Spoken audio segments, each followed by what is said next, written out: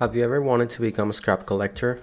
Being chased down by horrible creatures, risking your life and those of your teammates to feed an intergalactic monster that has not fed enough will just push you to the infinity of outer space? If this sounds like something you would enjoy, I have the perfect game for you. Lethal Company. As the Steam page describes it, a co-op horror about scavenging at abandoned moons to sell scrap to the company. Lethal Company is a thrilling game filled with horror and laughs, better enjoyed with a group of friends. The main gameplay loop consists of visiting abandoned moons, exploring said moons to recover scrap that you can sell to the company, a literal monster on the wall, Oh, and I'll get this. Let me sell it. Oh, never mind, you got it. No! to prevent your termination, as well as making some money to buy items that would help you in your exploration. The catch? Every moon is filled with many threats, both creatures and environmental, that would try to put an end to you and your crew. The story of Lethal Company as of right now is a bit vague. You, the player, and your teammates wake up with a recollection of who you are in a spaceship. A recorded voice greets you and explains your current predicament and points you to the worker's manual to guide you in this process. Welcome to your first day on the job. This is your very own autopilot ship, where you will eat and sleep for the duration of your contract. On the ship, you can find a note that prompts us to look for a file named Sigurd in the computer. This would be the first of 12 logs that retell the experience of Sigurd's crew and himself working for the company. These logs start on the year 1968. First log, August 22nd. On the first log titled with the same name, Sigurd explains how he had his brother Desmond install a log function to the terminal to keep track of his adventures. He also writes about his crew made up of Desmond, Richard, Jess, and himself. On the second log, Smells Here, August 24th. The second log talks about the conditions in which Sigurd and his crew are very uncomfortable to say the least, and he remarks that Rich really smells, and wonders what the company might be doing with all the scrap they collect. Swing of Things, August 27th. This entry talks about how the crew is getting used to the job, bringing shovels for protection and designated someone in camera duty to survey and open doors for them on the ship. Sigurd also mentions weird sounds coming from the company wall. Golden Planet, sometime in August. This log has Sigurd documenting his talk with one of the voices he hears behind the wall in the walkie-talkie. He mentions how the voice told him about the Golden Planet, that is real, and that it was swallowed up by the creature. Sigurd tells the voice they're on the wall of the company building and they start freaking out. Jess comments on the Golden Planet just being a story and nothing more. Shady, August 31st. As the title suggests, on this log, Sigurd brings to our attention how this whole thing is shady. How he got hired, but during the whole process he didn't talk to anyone, and the only voices on the phone sounded fake. Sound behind the wall, September 4th. Sigurd comments on hearing the worst sounds behind the wall of the company building. It sounded like crying red faces, all crumbed up on the sweep away by concrete. Like the pestle and bowl his mom crushes up seeds and spices in. Goodbye, September 7th. Sigurd writes on his log how the crew left Richie behind after a break-in took him. He wanted to go back for the body, but the other crew members were too afraid. He questioned their intelligence and wondered if any of this is worth it. Having lost a human life for a pair of scissors, a box of stamps, and a bundle of cords, he questions why the company would want these items. Screams. September 13th. Sigurd called the company number to report the accident. On the phone they hear the same fake voice from their interview that says that they will inform Rich's family and get a replacement for him. Sigurd also learns how he can hear the screams coming from the other side of the wall using the walkie-talkie, and his crew acknowledges the screams. Idea, September 19th. The crew becomes more cautious with their explorations. Desmond gets the idea to trace a call from the company to see if they're real and to find their location. Nonsense, September 27th. Tracing the call revealed that the phone calls come from the other side of the galaxy. Sigurd theorizes how there could be a really big monster trapped in the company building and their purpose is to keep it tame. Hiding, September 30th. Sigurd keeps having dreams of the company being a monster that is really big and fast. The crew can't figure out if the voices from the phone are real or not.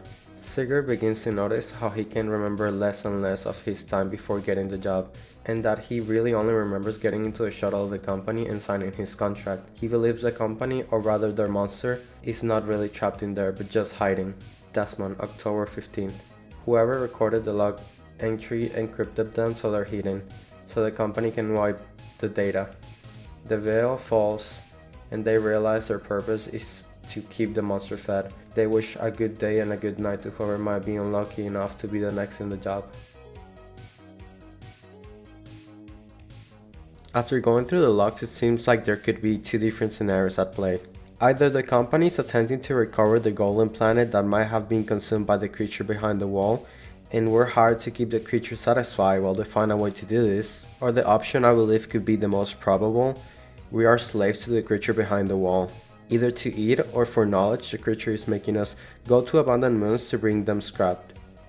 With the company calls being fake recordings, the monster could have just erased the memories of our capture and used them to plant a narrative in our brain that we were working for its company of our own free will.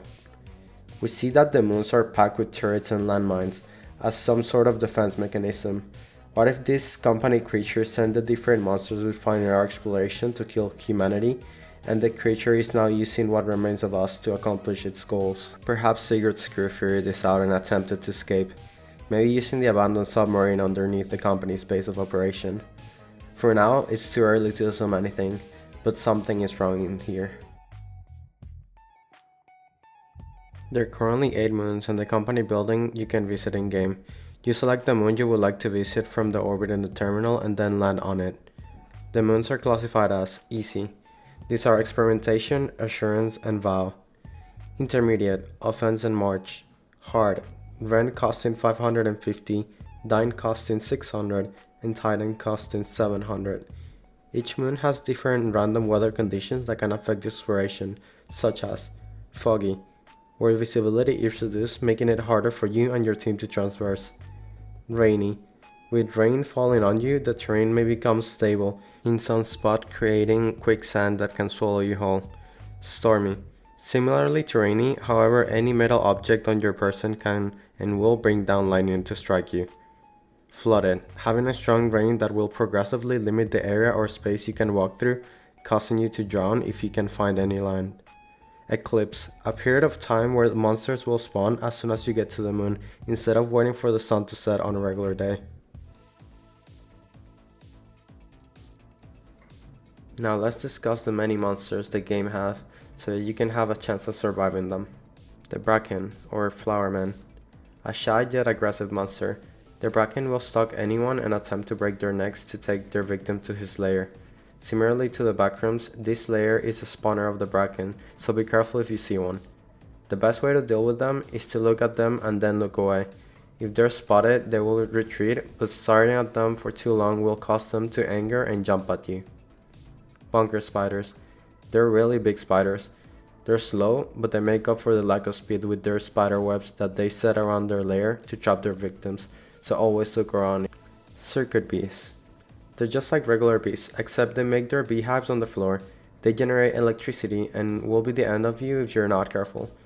A neutral mob until they walk too close to them.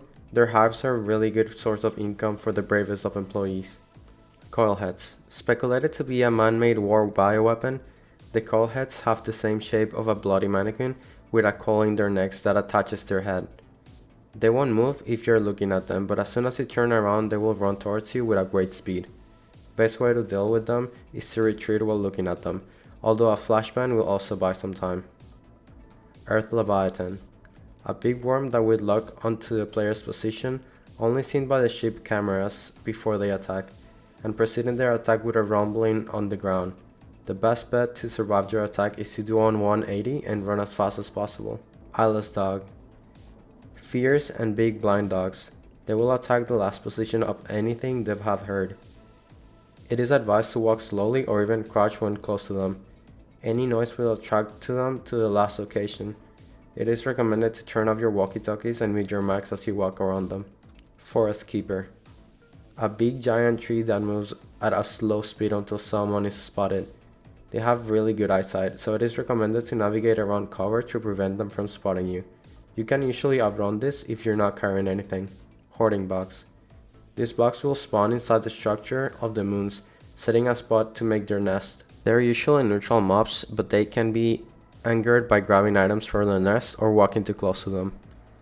Hygrodeer. A big slime that will follow the closest player. They're very slow and can climb onto elevated surfaces, so you can use this against them. They also like music, so a boombox can be used to distract them. The Jester. The Jester has 3 states. The first state is a passive state where it's waiting to encounter a player. It will wander around the map around this time.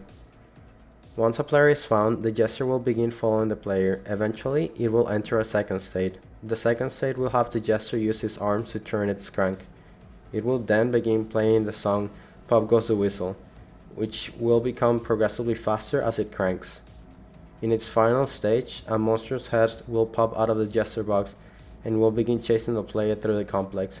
It does not need to see you to find you. Raminlocus, a species of grasshopper that is not a threat to the player. You will see them flying in groups. Manticores, another passive mob that will be around the map and fly well if you approach them.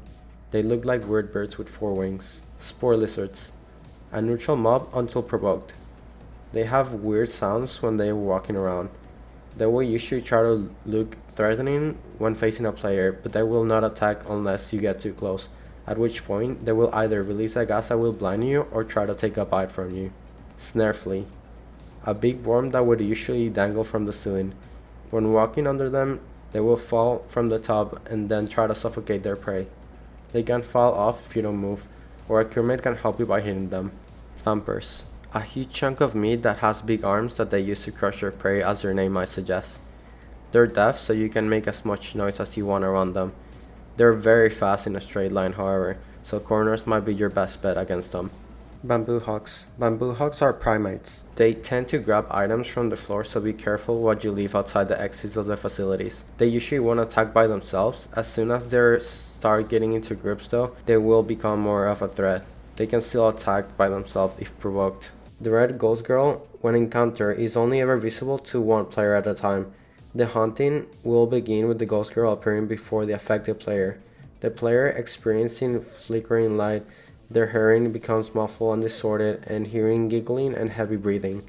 The ghost girl can be escaped and can appear both inside and outside the complex, and eventually it will leave the hunting state and begin its hunt state. During this phase, the red ghost girl will begin skipping towards the player. If they touch the player will die. The affected player must then dedicate their resources and time to running from her. If they do die, the red ghost girl will then begin hunting a new player. Thus, it is a good idea to let the affected player keep her occupied while the rest of the teammates gather resources. During your exploration, you may require items to help you meet your quotas. In the ship's terminal, you can order a variety of items for this purpose. Boombox. The boombox is an item that can be used for distracting monsters. If placed near enemies, they will run over and stand next to it. Some monsters may attack it for an extended period of time, giving the player an opportunity to escape. The boombox requires power and has a battery life of 5 minutes 47 seconds, making it an effective baiting tool. The extension ladder. The extension ladder is a small box that, when placed on the ground using left mouse button, will then extend the ladder upwards. Once the ladder has reached its maximum height, it will fall forward and stop whenever it collides with a wall, the ground, or object. It can be very helpful for crossing certain gaps that are impossible to jump or climb up vertical walls. Flashlight. The flashlight is a cheap and semi-reliable way to navigate darker areas of the map. While not as strong as the Pro flashlight, it can still help with certain rooms, being nearly impossible to go through without one. Jetpack. The jetpack is an item in Lethal Company that is used to let you fly into the air when holding left mouse button. This can be scared. Lockpicker. The lockpicker is an item that can be purchased from the store for 20 credits. It is used to open any locked doors you might come across. Unlike the key, it does not get consumed on use and can be used an infinite amount of times. Pro flashlight. The Pro flashlight is a slightly more expensive, slightly heavier, but overall superior to the flashlight. It has a wider cone of light, longer range, and is much wider. In addition, it has over double the battery capacity. Radar booster. The radar booster, when deployed, acts like an extra camera point. Note that it cannot be teleported back to the ship if you use a teleporter. Shovel. The shovel is primarily used to eliminate multiple of creatures, but is additionally capable of harming teammates. It has the lowest weight of any offensive melee weapons, making it a viable option for self-defense. Stun grenade. A non-lethal explosive that will stun most creatures for 5 seconds. Once the pin is removed, the grenade will detonate after 3 seconds. TCP inhalant. The TCP inhalant is a stimulant that upon use will decrease the stamina consumption of running and jumping. It will also give you a very small speed boost. The strength of the buff is dependent on how long the item is inhaled. While you do get the stronger buff, the more you inhale, keep in mind that the longer you inhale it, the more it will distort your vision. It is a high risk, high reward item. Walkie-talkie. The walkie-talkie is used to communicate between players over long distances. It can be very useful for information gathering and cross-map communication. It requires power and needs to be switched on to both transmit voice to other players and receive voice. Zap gun. The zap gun is an expensive defensive weapon that shoots a constant stream of electricity to immobilize hostiles and allies alike. The zap gun can come in handy when dealing with certain enemies. It is not advised to bring the zap gun to easiest moves as it is limited. It is highly recommended that you go along with a teammate with a shovel to dispatch enemies that you zap. Teleporter. Press the red button on the table near the ship's radar to activate the teleporter. It will teleport whoever is currently being monitored by the ship's radar inside the ship. They will not be able to keep any of their hurled items through the teleport. It takes about 10 seconds to recharge. Inverse teleporter. Press the green button to activate the teleporter. It will teleport whoever is currently standing on the top of the teleporter, dead or alive, into the facility. They will not be able to keep any of their hurled items through the teleport. It takes 200 seconds to recharge. Loud horn. The loud horn can be heard from anywhere. It can also be used to lure eyeless dogs to the back of the ship, helping your crewmates get inside.